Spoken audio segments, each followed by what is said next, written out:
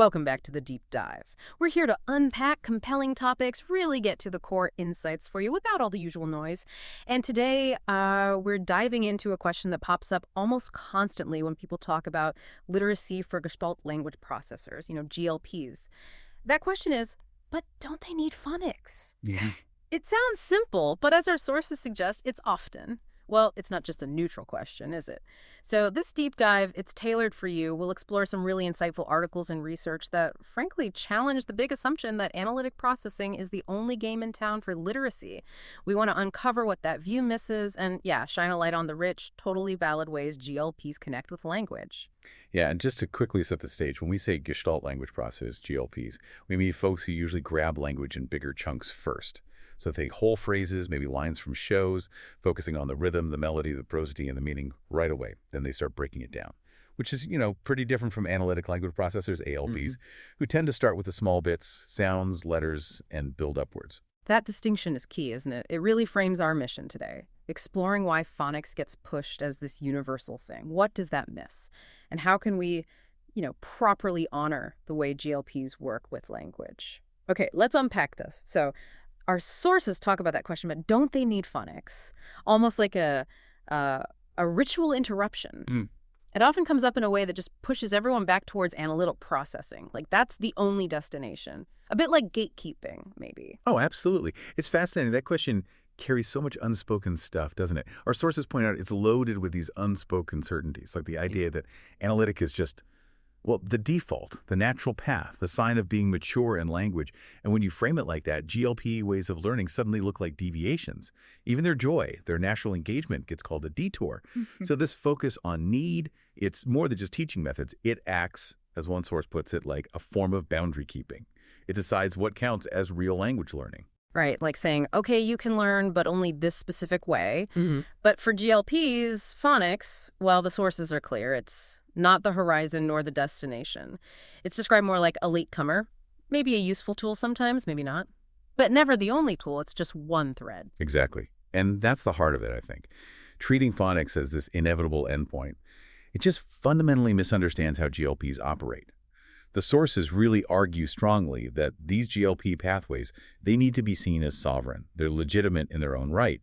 For a GLP, literacy should be about deepening the patterns of coherence, story, and meaning that are already there, not about forcing them into an analytic box that might not fit. And to really get that, we probably need to step back a bit, look at history. Because human literacy, it's never been just one thing, has it? Certainly not just segmented code. That's such a crucial point.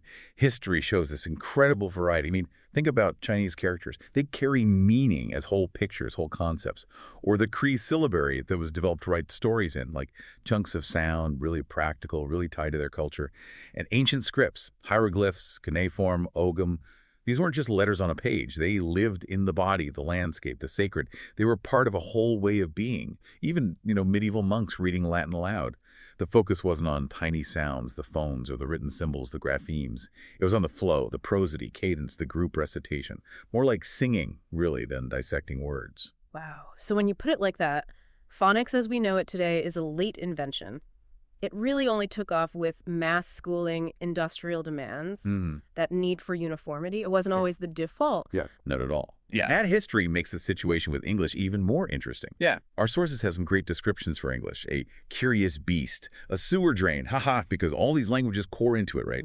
Norse, Latin, French, Greek, Hindi, Yoruba. Yeah. On and on. It's a real mongrel tongue, which means, every rule is followed by its list of exceptions. It's messy. It doesn't fit neatly onto those neat phonics charts. Yes. So given that messy history and the nature of English, the insistence on only phonics first seems even more puzzling. Okay, so if history shows all this diversity, why did this one way, this analytic logic, become so dominant, especially, in the global north? Our sources connect it pretty directly to the rise of capitalism, particularly in the 19th and 20th centuries. Everything, labor, time, even thought had to be broken down, chopped into parts for efficiency. Yeah, it's quite striking how those industrial ideas just seeped into education. You see that direct line to Taylorism, that whole scientific management thing, where workers' jobs were literally dissected into repeatable motions to speed things up. Yeah. And that efficiency model, Well, it didn't stay in the factory. It came right into the classroom, training kids to slice up words like their parents might be slicing metal or whatever. And here's a really key point from the sources. Phonics thrived not because it reflected how languages truly lived, but because it produced outputs that could be measured, timed, and tested. Easily measured. Things like decoding rates, fluency scores, nonsense word accuracy, numbers that look good on a report. Right. Which brings us to that pretty pointed question the sources raise, and whom does this system serve? And they're quite blunt about it. It often doesn't really serve the child, who might already be rich in story and song, right? No, it serves the administrators who need data dashboards. It serves the politicians who need sound bites about raising standards. And of course, the publishers who grow fat selling scripted curricula. Almost everyone except the actual learner. It really makes you wonder, doesn't it? Are we measuring learning or just measuring what's easy to count? So if the system focuses on those measurable bits, what gets lost? What crucial parts of language do these methods miss?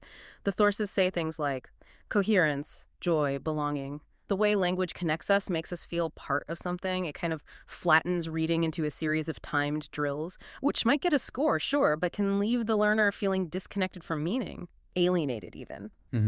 And there's this powerful analogy in the sources about the face-self. It sort of questions the sheer earnestness of humans, timing how quickly a child can spit out blip and snop, as if that, reading nonsense syllables quickly is somehow the pinnacle of civilization. Yeah. It asks, why measure syllables whilst missing the song? It's almost absurd. Which leads us nicely into understanding how GLPs do naturally enter language. It's not with parts, but with wholes. It's described as script first, prosody first, affect first, a totally different starting point. It's so organic, isn't it? The sources give great examples. A line of dialogue overheard, maybe from TV, a song lyric repeated until it lives in our bones, or a family phrase that carries the warmth of belonging. Language arrives for GLPs as these living units, gestures, tunes, whole phrases that already mean something deeply, long before anyone tries to dissect them. And then they play with these units, recombine them creatively, build their own system from the inside out. But, and this is the problem, that natural process often gets totally misread by the standard analytic viewpoint. From that part's first view, the GLP way seems wrong, out of order. So they get labeled delayed, resistant, sometimes even non-compliant. The sources really stress it's not that we lack language, but that we refuse to process it in the way the system expects, or maybe can't process it that way easily. Yeah, that misreading, it's captured so well in this allegory one source uses, the lexicographer and the fae. You have this outsider, the lexicographer, with his decoding machine trying to pin down and categorize these like magical songs and whispers. But what he could not hear was the meaning flowing through those songs. He only saw the parts, not the whole feeling. And the source says, look, this allegory, it was about us, autistic, GLP, Gestalt beings misread by outsiders, wielding diagnostic checklists or phonics program. It's about missing the magic for the mechanics. Which explains why there's often this push to bring in phonics, even at stage 4 for GLPs, when they're supposedly ready to break down language. But the argument in our sources is that for many GLPs already thriving, already creatively using their gestalts, this forced pivot adds nothing. It ends up being more about adult comfort, institutional metrics, and just keeping the analytic system going. Exactly. It's sticking to the staircase model when, as the sources say, the GLP path is not a staircase at all. It is a spiral, a constellation, an improvisation. And to insist on that staircase, well, it's simply to mistake difference for defect. It steals the joy from the unique journey. Now, this brings us to another figure who casts a long shadow, according to our sources, B.F. Skinner, his book Verbal Behavior from 1957. This gets pretty interesting and maybe a bit unsettling. Yeah. It's a text that, as the sources put it, evokes a kind of visceral horror from a GLP perspective.